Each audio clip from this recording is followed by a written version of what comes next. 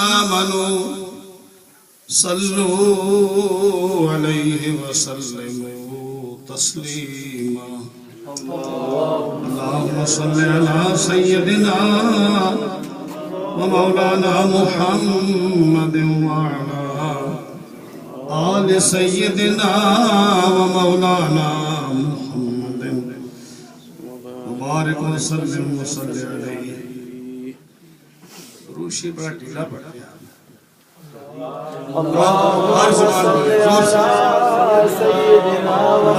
صل علی سیدنا ومولانا محمد وعلا آل سیدنا ومولانا محمد وبارک وسلم وصلی علیہ. اللہم صل علی سیدنا ومولانا محمد وعلا آل سیدنا مولانا محمد مبارک وسلم وصلی علیہ. کیا معلوم کہ یہ جو آپ محبت سے درود شریف کا ایک دفعہ بھی پڑھنا جو آپ کا ہے یہ بارگاہ الہی میں قبول ہے. ہم آپ کو اس کی اہمیت پر ایک حدیث پاک بتاتے ہیں. قیامت کا دن ہے، حساب و کتاب ہو رہا ہے. ایک آدمی کو حکم ہوتا ہے اے ملائکہ یہ مجرم ہے، اس کی کوئی نیکی نہیں ہے، اس کو جہنم میں لے جاؤ. فرشتے اس کے پیچھے ہاتھ باندھ کر مجرم کی طرح اس کو گھسیٹ کے جہنم کی طرف لے جا رہے ہیں. حدیث پاک سنیے، ایمان تازہ کیجیے، اور پھر اگر آپ کو یہ حدیث پاک یاد رہے تو جب بھی حضور کا ذکر خیر آئے تو محبت سے درود شریف پڑھیے، اور باقی طرف جو ہے توجہ نہ کیجیے. حضور کے ساتھ جو ہے محبت کے ساتھ درود شریف پڑھیے. جب فرشتے لے جا رہے تھے تو حضرت آدم علیہ السلام انہوں نے دیکھا کہ اس شخص کو فرشتے جہنم میں لے جا رہے ہیں. تو حضرت آدم علیہ السلام جلدی سے حضور کی خدمت میں حاضر ہوئے اور کہنے لگے یا رسول اللہ صلی اللہ علیہ وسلم آپ کا ایک امتی اس کو فرشتے جہنم میں لے جا رہے ہیں، جلدی تشریف لے جائیے اور اس کو چھڑائیے. اللہ کا نبی آدم علیہ السلام، ان کو بھی فکر ہے آپ لوگوں کا، حضور کی امت کو ان کو بھی فکر ہے. جلدی جائیے یا رسول اللہ، وہ جہنم کی طرف لے کے جا رہے ہیں. آپ پریشان ہو گئے، آپ جلدی سے گئے اور فرشتوں کو کہا کہ اس کو کیوں لے جا رہے ہو؟ یا رسول اللہ صلی اللہ علیہ وسلم اس کے اعمال صحیح نہیں ہے، کوئی نیکی ہے ہی نہیں، حکم ہوا اس کو جہنم میں لے جاؤ. فرمایا چلو میرے سامنے اس کا حساب کرو، میں چاہتا ہوں میری آنکھوں کے سامنے اس کا حساب و کتاب ہو. اللہ لے آئے. فرشتے حضور کا حکم مان کر، پوری حدیث تو یہ ہے کہ پہلے فرشتوں نے کہا یا رسول اللہ میں اللہ کا حکم ہے، ہم کیسے واپس آ سکتے ہیں؟ حضور نے عرض کی یا اللہ یہ تیرے فرشتے میری بات کیوں نہیں مان رہے؟ حکم ہوا اے میرے ملائکہ میرے محبوب جو کہتے ہیں اس کو فالو کرو.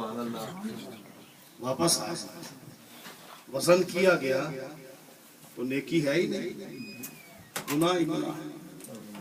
میرے مصطفیٰ صلی اللہ علیہ وسلم جیب سے ایک کاغذ کا ٹکڑا نکالتے ہیں اور اس کو نیکی کے پرڑے پر رکھتے ہیں. وہ اتنا سا پرزا کاغذ کا جس سے وہ پلڑا اتنا بھاری ہو گیا کہ لگتا ایسے ہے کہ نیکیاں ہی نیکی ہے، گناہ ہے ہی نہیں. حکم ہوا اے فرشتو اس کو جنت میں لے جاؤ.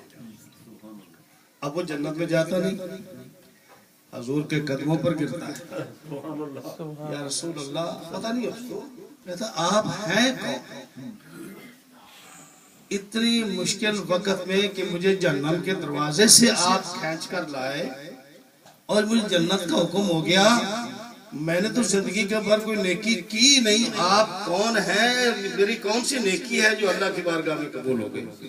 سبحان اللہ. آپ نے فرمایا اے غافل، میں تیرا نبی محمد صلی اللہ علیہ وسلم، میں تیرا رسول ہوں۔ نعرہ تکبیر، نعرہ رسالت، نعرہ رسالت، نعرہ رسالت.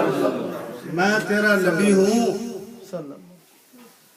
میں تیرا رسول ہوں، اور تو نے پوری زندگی میں ایک بار درود شریف پڑھا تھا، ہم نے وہ سنبھال کر رکھا۔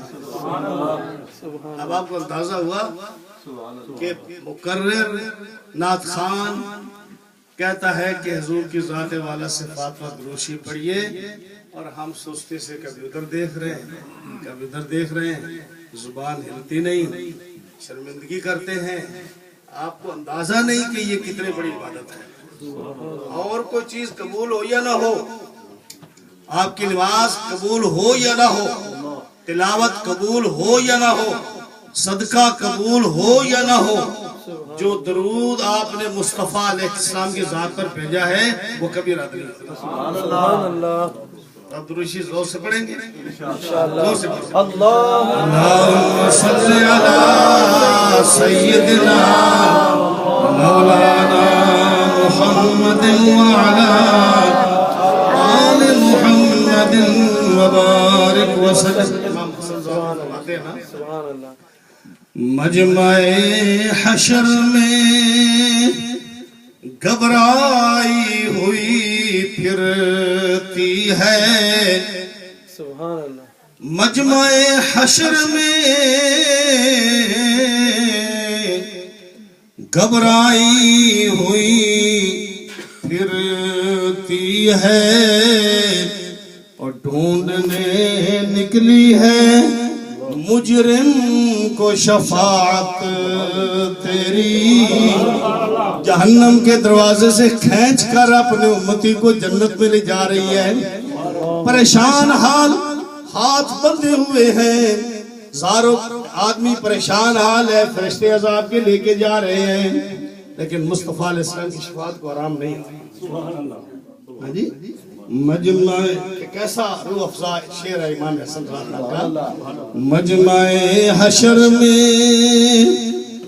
گھبرائی ہوئی پھرتی ہے، مجمع حشر میں گھبرائی ہوئی پھرتی ہے، ڈھونڈنے نکلی ہے مجرم کو شفاعت تیری۔ سبحان اللہ. حضور کی ذات والا یہ سارا یہ بسم جہان جو بنی ہے نا، یہ سرکار کے لیے ہی سب کچھ بنے ہے۔ تو جب سے یہ مہینہ شروع ہوا ہے، ارے جب سے یہ مہینہ کیا شروع ہے، جب سے یہ کائنات بنی، سبحان اللہ. سبحان اللہ. جب سے یہ کائنات بنی ہے، میرے مصطفیٰ کا ذکر ہو رہا ہے۔ سبحان اللہ. بے شک. آپ کے فضائل، محامد، محاسن کتنے ہیں؟ آج تک کسی نے یہ نہیں کہا کہ میں نے حق ادا کر دیا، بلکہ ہر ایک نے یہ کہا کہ ابھی ہم اس کی ابتدا میں ہیں کہ ہماری زندگیاں ختم ہو گئیں اور ہم آپ کی وصف کا پہلا حصہ بھی ادا نہیں کر سکتے۔ جی، اور غالب جو ہے نا، غالب بہت بڑا شاعر ہوا۔ غالب، میری باتوں کو بڑے غور سے سنیے گا، میں آپ کو باتیں جو کر رہا ہوں امید ہے کہ آپ کے دل میں اترے گی۔ غالب بہت بڑا شاعر گزرا ہے کہ جب وہ حضور کی تعریف لکھنے بیٹھا نا، تو لکھنے کے بعد وہ کہتا ہے غالب ثنائے خواجہ بایزداں گذاشتہ۔ غالب تو حضور کی کیسے تعریف کر سکتا ہے؟ تو حضور کی تعریف کرے۔ غالب ثنائے خواجہ بایزداں گذاشتے، اے غالب حضور کی تعریف خدا پر چھوڑ دے، غالب سنائے خواجہ بیزدان گزاشتے کہ آزاد مرتبہ دان محمد است. سبحان اللہ. حضور کا مقام سمجھتی ہے اور دنیا کو حضور کے مقام کا کیا پتا. اللہ اکبر. اور اعلیٰ حضرت نے جب یہ نعت لکھی نا عرش کے مسند رفعت رسول اللہ کی، اللہ اکبر. تو آپ نے بھی آخر میں کیا کہا؟